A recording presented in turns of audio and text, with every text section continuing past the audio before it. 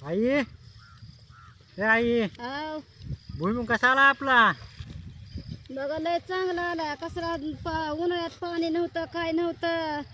वाटलं आता होतं लय काही पण लय आता खुशी वाटायली तुम्हाला. उन्हाळ्यात कशी तानातान झाली. होता असते. हा, पाणी मिळालं का मला सध्या आनंद वाटायला एवढा आलाय भुईमुग ते. तसंच असते. आता मला सध्या गॅरंटी नव्हती एवढं लागल म्हणून. शहरातील किंवा जे ड्युटीला लोक असतात त्यांना जसं महिन्याला सॅलरी येते ना, सॅलरी आल्यावर जेवढा आनंद भेटते ना तेवढा आनंद मला ह्या पिकाला आपल्या बघून भेटायला आहे. तसं मला सध्या वाटायले. मला उन्हाळ्यात काहीच वाटत नव्हतं. वाटायचं फेल गेलं आपलं काम सगळं.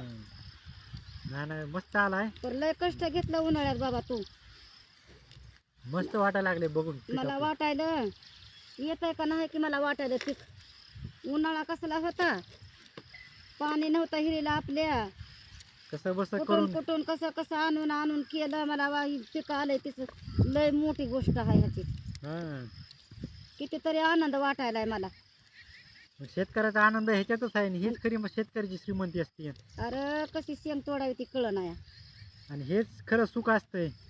काय असतंय का ती पैशाची श्रीमंती तात्पुरती असते. ही श्रीमंती भोगायला शेतकऱ्याच्याच घरात जन्म घ्यावा लागते. खरं आहे बाबा तुझं. हम्म.